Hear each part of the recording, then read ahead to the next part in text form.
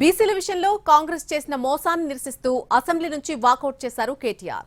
ప్రభుత్వానికి మంచి పేరు రావొద్దని బీఆర్ఎస్ ప్రయత్నిస్తుందని, అందుకే కారణం లేకుండానే వాకౌట్ చేసిందని అన్నారు మంత్రి శ్రీధర్ బాబు.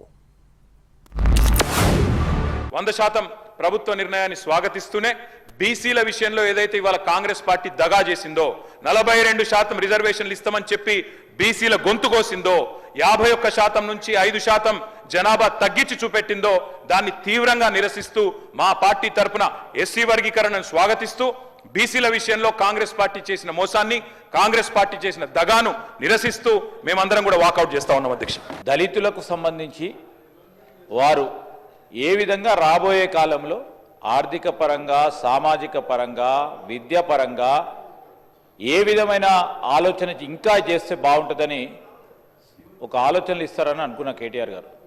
కానీ ఏది చెప్పకుండా దానిపైన వాకౌట్ చేయాలని, ఏదో కారణంగా ప్రభుత్వానికి మంచి పేరు రావద్దని ఒక లక్ష్యం పెట్టుకొని ముందుకు నడుస్తూ ఉన్న టీఆర్ఎస్ పార్టీ ప్రజలే జవాబు చెప్తారు.